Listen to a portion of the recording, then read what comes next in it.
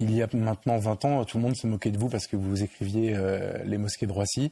20 ans après, la France connaît vraiment bien maintenant le terrorisme. Qu'est-ce que vous diriez de l'état de la menace à l'heure où on parle aujourd'hui et est-ce que vous pensez qu'elle est accrue par la perspective proche maintenant des Jeux Olympiques ? Je pense que la menace, elle est en train de devenir existentielle. Je vais expliquer ce terme, ce qu'il veut dire. C'est lourd. Alors, d'abord, la menace, si on écoute aux portes des services de renseignement, on comprend qu'ils sont débordés. Pourquoi ? Parce qu'elle est devenue protéiforme. C'est-à-dire qu'il y a la menace dite exogène, le djihad exogène, qui vient de l'extérieur, des actions projetées, des actions imaginées de l'extérieur, très difficiles à anticiper, à prévoir, Bataclan, attentat de Moscou. Mais à cette menace s'ajoute une autre menace, un autre djihad, le djihad endogène, avec l'ubérisation du terrorisme, ainsi s'expriment les services de renseignement, et le djihadisme d'atmosphère qui suscite des cellules, par scisciparité, par capillarité, des cellules mimétiques. Et là, on ne peut pas les anticiper. Quand ils parlent entre eux, les services de renseignement, ils parlent de la mouvance caucasienne, la mouvance tchétchène, la mouvance ingouche, etc. Inouï. Et encore une fois, ils se sentent débordés. Or, face à cette menace, qu'est-ce qu'on fait ? On nous explique qu'il va falloir vivre avec. Et on va nous aider à vivre avec. Ils sont gentils, les pouvoirs publics. Ils sont attentionnés. Alors on nous dit on va faire des rondes à Pâques autour des églises. C'est rassurant.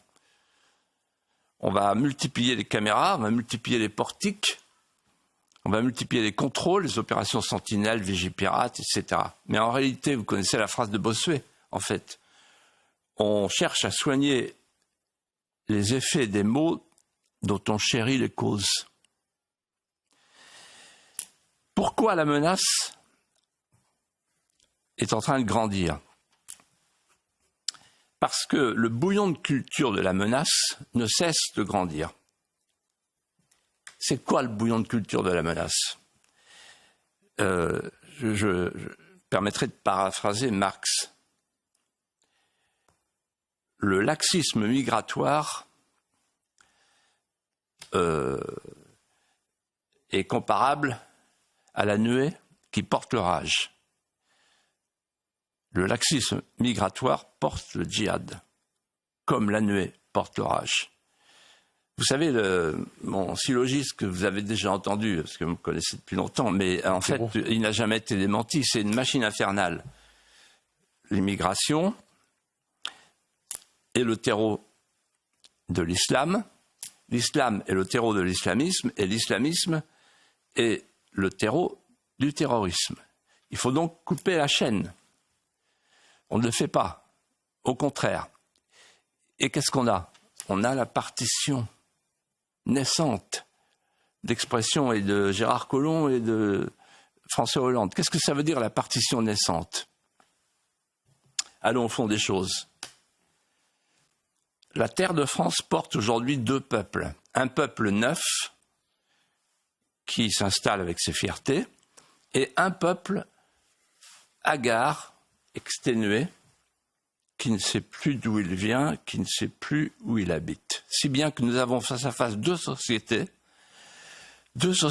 qui abritent un antagonisme fondamental entre deux civilisations, la civilisation arabo-musulmane et la civilisation christiano-occidentale.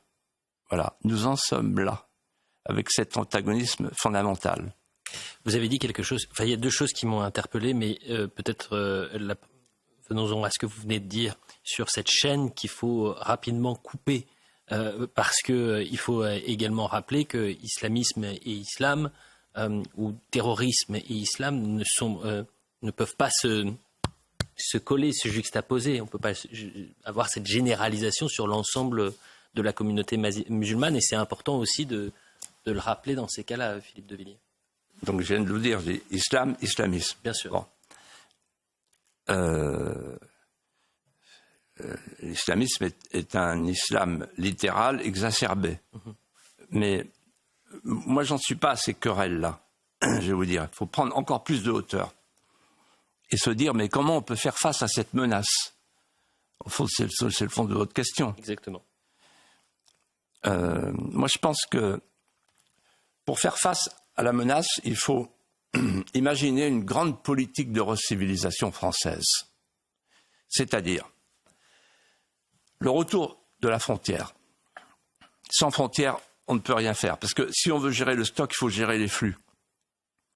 Donc, pour arrêter les flux migratoires, il n'y a pas d'autre solution que la frontière. C'est pour ça que les nations ont été inventées.